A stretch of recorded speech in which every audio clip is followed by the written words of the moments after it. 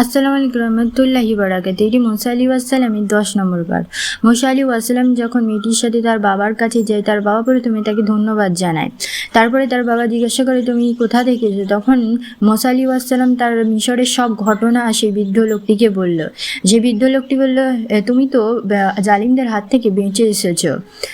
তারপরে আরেকটি মেয়ে বলে ওঠে, আমাদের কাজের জন্য একটি বাবা যুবক ছেলের খুবই দরকার। আমরা কারণ মেয়ে হয়ে ছাগলকে পানি খাওয়াতে যেতে পারি না, কারণ সেখানে প্রচণ্ড ভিড় থাকে তাই।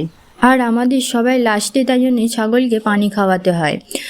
তা আরেকটি মেয়ে বলল যে এই ছেলেটি যখন আমাদের সাথে কথা বলছিল তার চোখ নিচে রেখেছিল, অর্থাৎ সে আমাদের মুখের দিকে তাকায়নি। সেই বৃদ্ধ লোকটি এইসব কথা শুনে নবী মুসা আলী ওয়াসসালামকে বলল যে তুমি যদি 8 বছর বা কিংবা 10 বছর এমনিভাবে কাজ করলে আমি তোমাকে আমার একটি মেয়ের সাথে তোমাকে বিবাহ দেবো, তুমি কি এতে রাজি আছো? তখন মুসা আলী ওয়াসসালাম বলল, হ্যাঁ আমি রাজি আছি।